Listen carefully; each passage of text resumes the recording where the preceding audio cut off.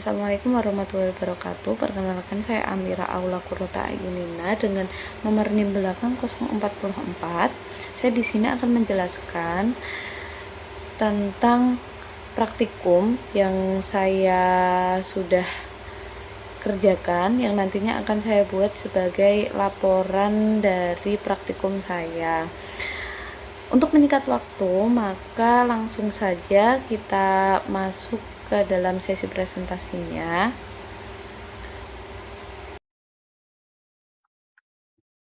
Baik teman-teman, ini untuk pertama kita akan membuat database-nya terlebih dahulu. Nah, untuk membuat database itu kita menggunakan script ataupun perintah yang namanya itu create. Create itu kan artinya membuat. Nah, jadi kita akan membuat database dengan script create database. Karena kita akan membuat database, maka kita menggunakan database. Nah, itu database-nya akan kita namain apa. Untuk diri aku sendiri itu menamakan dengan toko_ku_nim, yang kemudian jangan lupa diakhiri dengan titik koma. Ketika tidak diakhiri dengan titik koma, maka ketika nanti akan dieksekusi itu tidak akan jalan atau error. Nah, setelah kita eksekusi, maka kita cek apakah data base tadi itu sudah ada di dalam MySQL-nya. Maka kita eksekusi dengan Ctrl Enter. Nah, setelah itu kita cek di bagian tabel sini.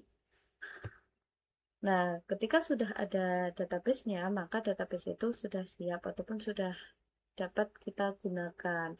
Untuk menggunakannya, kita menggunakan script use, diikuti dengan nama database tadi. Jangan lupa untuk dieksekusi kembali. Setelah itu, setelah kita membuat database-nya, maka kita akan membuat isi dari database tersebut. Isinya itu berupa tabel-tabel. Untuk yang pertama, itu kita akan membuat tabel member yang isinya nanti ada data ID member, nama, dan juga tanggal lahir. Di sini untuk membuat tabel itu hampir sama dengan membuat database. Jadi kita menggunakan script ataupun perintah create. Yang berbeda itu hanya keterangan itu akan membuat database atau tabel. Ketika kita akan membuat tabel, maka create tabel diikuti dengan nama tabel tersebut. Di sini aku menggunakan nama members. Setelah itu diikuti dengan isi dari tabel tersebut. Isinya itu ada ID member, nama member, dan tanggal lahir sesuai dengan yang ada di bagian laprak kemarin. Nah, nantinya di bagian data-datanya itu ada karakteristik dari data tersebut. Misal jenisnya itu di sini ID member, nama itu jenisnya adalah varchar dengan diikuti jumlah digit dari data tersebut. Di sini ID member varchar itu memiliki maksimal data ataupun karakter sejumlah 15 karakter. ID member itu tidak boleh 0, dan juga dia berkedudukan sebagai primary key atau sebagai kunci yang unik. Jadi primary key itu adalah data yang unik yang tidak bisa disamakan oleh data-data yang lain. Jadi nanti tidak akan ada data yang sama dengan ID member seperti itu. Jadi setiap data itu nanti akan berbeda-beda memilikinya ID membernya. Tidak akan ada ID member yang sama. Setelah kita membuat tabelnya, maka kita akan mengisi. Nah, mengisinya itu kita menggunakan script insert into, di mana script ini kita gunakan untuk memasukkan ataupun menyisipkan suatu data ke dalam tabel. Jangan lupa kita ikuti dengan nama tabel tersebut. Jika kita akan memasukkan ke dalam member seperti ini, maka nama tabel member harus diikut sertakan dan data-datanya itu dituliskan. Setelah itu baru kita menggunakan kita tambahkan dengan script values. Values itu sebagai nilai ataupun isi dari data-data itu. Seperti itu, ditulisnya itu dalam kurung yang nantinya setiap data itu harus diikuti, harus berada di dalam di tanda petik, dan pemisah antar datanya itu menggunakan koma. Dan jangan lupa akhirnya itu diikuti dengan titik koma. Setelah itu kita eksekusi dengan Ctrl Enter. Karena ini saya itu sudah membuatnya, maka ketika saya eksekusi ini maka akan terjadi error karena data tersebut sudah ada dan nantinya akan terjadi redundansi ataupun penggandaan data seperti itu. Nah, selanjutnya setelah kita masukkan data-datanya, kita membuat tabel, kita sudah memasukkan data-datanya. Setelah itu kita akan menampilkan data-data tersebut, tabel tersebut dengan menggunakan script select. Select itu kita gunakan untuk menampilkan data, untuk menampilkan tabel. Untuk script di sini kita menggunakan select bintang from. Bintang ini digunakan untuk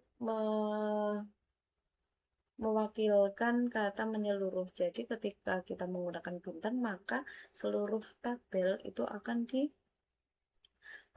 ditampilkan seperti itu tanpa ada bagian yang terkecuali. Untuk from itu kita gunakan untuk mencari sumbernya. Jadi mana yang harus kita tampilkan. Di sini kita akan menampilkan tabel members. Jadi scriptnya adalah select bintang from members. Jangan lupa diikuti dengan titik koma.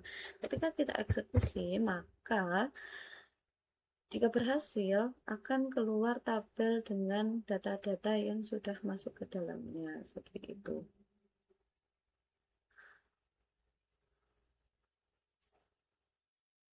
Untuk membuat tabel selanjutnya di sini saya kan membuat tabel barang, tabel karyawan, tabel supplier, tabel penjualan, dan juga tabel pembelian. Itu kita sama-sama menggunakan create. Jadi kita buat tabelnya dulu, selanjutnya kita memasukkan datanya. Namun di sini ada yang berbeda di dalam pembuatan tabelnya untuk di bagian tabel penjualan dan pembelian. Di sini itu ada tambahan script, di mana script itu namanya foreign key. Foreign key itu adalah kunci ataupun suatu data yang menghubungkan antara tabel satu dengan tabel yang lain. Di sini pada tabel penjualan itu memiliki hubungan dengan tabel members. Hubungannya itu ditunjukkan oleh ID member. Maka ID member tersebut menjadi foreign key. Untuk penulisannya, pertama kita tulis foreign key, lalu disebut foreign key-nya itu berupa apa. Kalau di sini berupa ID member, reference itu sebagai sumber dari ID member itu. ID member dapat ditemukan di tabel member. Lalu diikuti lagi dengan ID member kembali. Karena ketika member saja itu tidak diberi letaknya di mana, maka nanti akan terjadi error. Seperti itu. Itu sama dengan di bagian tabel penjualan. Jadi, perbedaan dari primary key dan juga foreign key. Untuk primary key itu adalah sebagai pembeda. Jadi sifatnya itu unik, tidak akan ada yang sama. Sedangkan foreign key itu digunakan untuk menghubungkan antar tabel, jadi dari tabel satu dengan tabel yang lain itu penghubungnya itu dinamakan foreign key. Setelah kita membuat database, kita membuat tabel, kita akan membuat bagaimana skema dari database ini. Itu caranya kita menggunakan ERD atau ER diagram, atau ER-nya itu kepanjangan adalah Entity Relationship Diagram, di mana diagram-diagram itu digunakan untuk mengetahui relasi ataupun hubungan dari entity-entity yang ada di dalam database. Caranya itu pertama kita pergi ke tab database, lalu kita pilih reverse engineer. Setelah itu kita cek terlebih dahulu di bagian stored connection. Nah, tadi kita membuat database itu di bagian mana, maka disitulah yang harus kita masukkan ke dalam sini. Karena tadi saya itu membuatnya di bagian kelas A2 2026, maka saya menggunakan kelas A2 2026. Selanjutnya kita next. Kita next kembali setelah tadi sudah terchecklist semua. Setelah itu kita pilih nama dari database yang tadi telah kita buat. Tadi kita telah membuat database toko_co_co_25 sekian, yaitu diikuti NIM saya. Maka kita checklist. Setelah kita checklist, kita next lagi. Lalu di sini ada kata-kata execute, kita execute. Kita tunggu, kita next, dan yang terakhir sampai yang ada finish.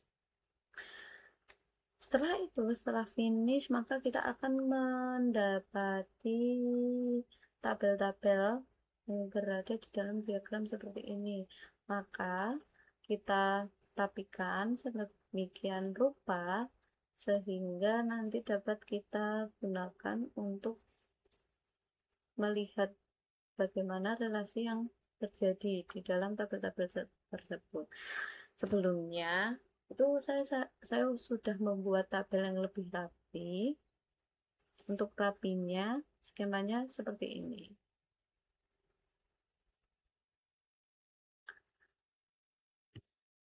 Nah, fungsi dari primary key dan juga foreign key tadi, yang pertama untuk primary key-nya, untuk primary key biasanya ditandai dengan tanda kunci seperti ini di setiap tabelnya. Sedangkan untuk foreign key, ketika kita pencet di bagian titik-titik dari garis relasinya, maka yang di bagian warna orange ataupun kuning itu sebagai foreign key-nya. Seperti itu. Mungkin cukup di sini saja untuk di bagian ERD. Kita langsung lanjut ke yang namanya query. Nah, di sini itu saya menggunakan beberapa tanda sebagai pemisah. Di sini itu sudah sesuai dengan apa yang ada di format laprak. Jadi saya menggunakan ini untuk memudahkan saya dalam membedakan antara query pertama dengan query yang lain seperti itu.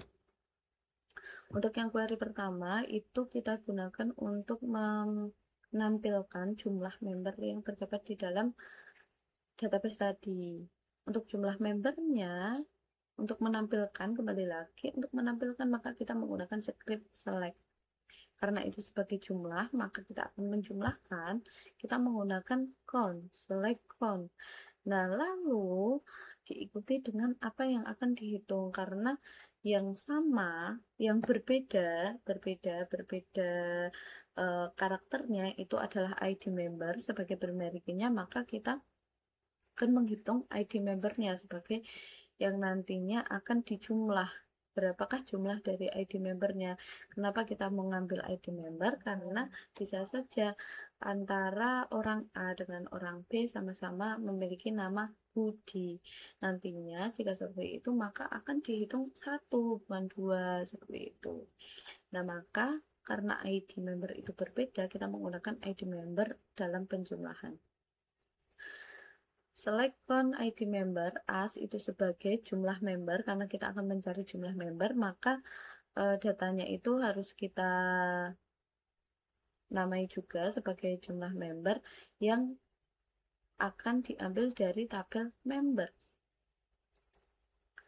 Lalu kita eksekusi. Nah, maka jumlahnya itu ada 5. Sesuai dengan tadi juga ada 5 ya. Kita cek dulu.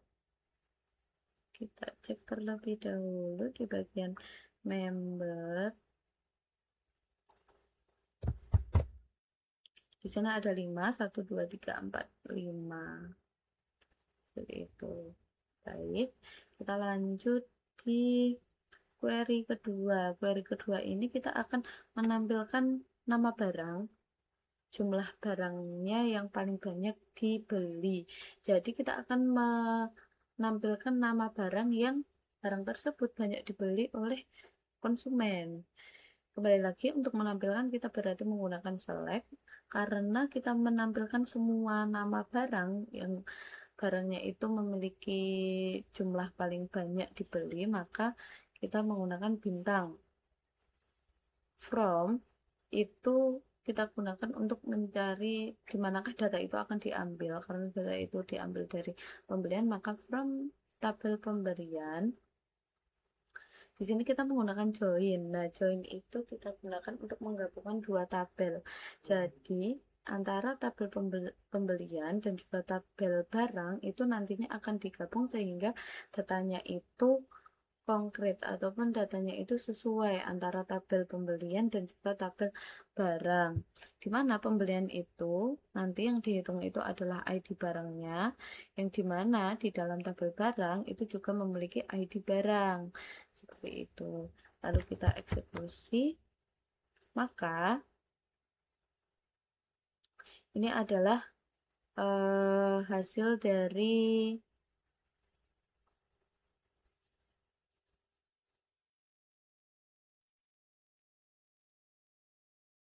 untuk yang selanjutnya, setelah kan kita tadi sudah sampai on ya. Nah, setelah kita cari di bagian pembelian itu kan ada ID barang yang sama dengan di tabel barang juga ada yang namanya ID barang. Lalu kita ikuti dengan order by. Order by itu kita akan kita ambil yang mana untuk yang nantinya itu ditampilkan. Karena ditampilkannya itu adalah jumlah barang, maka kita tulis jumlah barang, di mana jumlah barang itu berasal dari tabel pembelian. Lalu diikuti dengan dash. Dash itu kita gunakan untuk mengurutkan, yang paling besar, ke kecil itu menggunakan dash. Nah, karena yang paling besar itu di tabel tadi itu adalah 10, maka lanjut diberi limit. Jadi batasnya itu yang dikeluarkan itu hanya satu data saja. Maka ketika kita eksekusi, yang keluar adalah nama barangnya itu adalah topi dan jumlahnya itu 10. Nah, karena tadi kita sudah menulisnya itu sebagai limitnya itu 1, maka yang keluar 1. Ketika kita ganti menjadi 2, maka yang keluar 2 topi sama tas, karena pembelian ataupun penjualan paling banyak itu topi sama tas, dengan jumlah topi itu adalah 5 barang yang terjual dan tas itu sejumlah 5. Maaf, untuk topi itu adalah 10 barang, untuk tas itu adalah 5 barang. Ketika kita ubah lagi menjadi 1, lalu kita eksekusi, maka yang keluar itu adalah topi sebagai jumlah pembelian ataupun penjualan yang paling banyak, seperti itu. Selanjutnya kita akan menampilkan banyaknya jumlah aktivitas yang dilakukan oleh supplier di dalam transaksi. Karena kita akan menampilkan, kembali lagi kita akan menggunakan select dan juga from. Nah, mengapa kita karena kita akan mencari banyaknya jumlah, maka kita menggunakan count.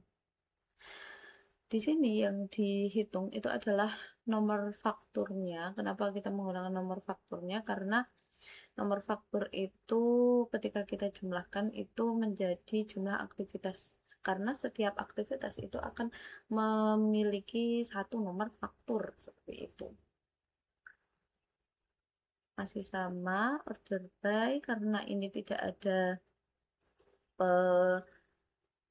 pengelompokan antara yang besar sama kecil, maka kita tidak menggunakan teks, lalu kita eksekusi, maka ini akan terlihat ID supplier dengan ID supplier adalah 01, dengan nama supplier Agus itu memiliki aktivitas 1 seperti itu. Jumlah aktivitasnya, nah jumlah aktivitas ini dihitung dari ID supplier tadi, nomor fakturnya, nomor faktur dimana itu menjadi bukti dari aktivitasnya. Lanjut di query keempat, itu akan menampilkan total jumlah. Nah, perbedaan antara banyaknya jumlah dan juga total itu, untuk banyak itu hanya jumlah-jumlah tertentu, tapi untuk total itu adalah keseluruhan, jadi ditambahkan semua. Maka di sini kita tidak menggunakan count, tapi kita menggunakan sum dengan struktur script seperti yang query nomor pertama tadi. Lanjut kita eksekusi, maka jumlah barang yang dijual semuanya, entah itu dari topi, entah itu dari tas, itu jumlahnya adalah 17 buah seperti itu. Jadi untuk count itu hanya digunakan dalam satu data saja, tapi untuk sum itu digunakan untuk semuanya. Kita lanjutkan ke query kelima. Query kelima ini kita akan menampilkan nama barang, di mana jumlah barang yang dibeli itu jumlahnya dari 3 sampai 7, antara 3 sampai 7. Kembali lagi kita akan menampilkan, maka kita menggunakan select, lalu diikuti dengan apa yang ditampilkan, lalu diikuti dengan asal ataupun sumber dari data yang akan ditampilkan tadi, itu dari tabel mana. Nah, di sini kita menggunakan where itu digunakan untuk sebagai syarat, di mana jumlah barangnya itu berada di antara 3 dan juga 7.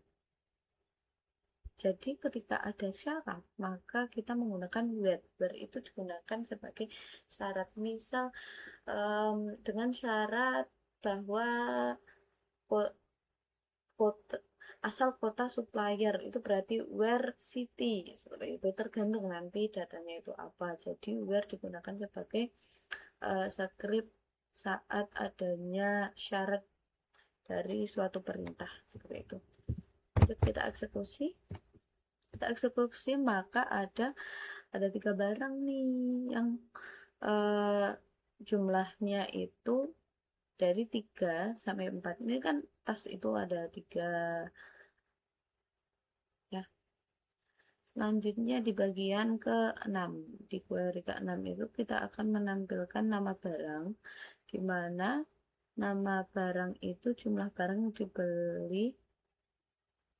Kita akan menampilkan nama barang dan juga jumlah barang yang dibeli, yang mana jumlahnya itu kurang dari sama dengan 5. Jadi antara 1 sampai 5, tapi 5 itu ikut. Scriptnya masih sama dengan yang tadi, cuma diubah di bagian sini karena tadi itu between. Nah, itu menggunakan karena di antara maka kita menggunakan between, dan sekarang itu adalah tidak kurang dari sama dengan 5, jadi tidak boleh melebihi 5, maka tandanya seperti ini.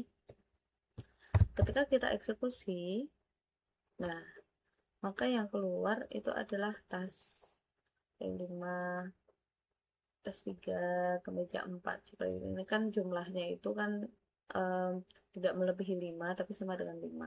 Selanjutnya kita cek di bagian query ketujuh. Nah, di query ketujuh ini kita akan menampilkan nama barang yang paling sedikit dibeli. Masih sama. Nah, karena ini seperti yang tadi di bagian query ketiga atau kelima, aku sempat lupa. Ini lupa ya. Itu di bagian berapa. Nah, tadi itu kan kita menggunakan dash, ya kan? Kita menggunakan dash, maka itu diambil dari yang gede. Nah, ketika kita akan menggunakan yang kecil, maka kita menggunakan as. Jadi yang dash itu adalah singkatan dari descending. Untuk yang as itu dari ascending. Masih sama seperti tadi, ada limitnya berapa yang akan ditampilkan. Selanjutnya kita eksekusi. Nah, untuk yang paling sedikit itu adalah tas, di mana tas itu penjualannya itu 3 barang, seperti itu. Selanjutnya di bagian query ke-8. Nah, query ke-8 ini kita akan menampilkan nama barang, jumlah total barang, dan nama supplier yang memiliki kode sub 0001. Maaf, ini salah, kurang nolnya 1. Masih sama, kita menggunakan select, kita menggunakan from, join, on, lalu ini ada join lagi. Kenapa ini menggunakan join lagi? Karena kita akan menambahkan penggabungan dari tabel lain. Jadi ketika kita sudah menggabungkan satu tabel dengan tabel yang lain, nanti join sama on itu udah satu rangkaian. Ketika kita akan menambahkan dari tabel data dari tabel lain lagi, maka kita juga harus menuliskan join dan on-nya lagi, seperti itu. Nah, syarat tadi itu kan syaratnya adalah mempunyai kode sub 0001. Maka syaratnya itu kita menggunakan where supplier, di mana ID suppliernya itu adalah sub 0001.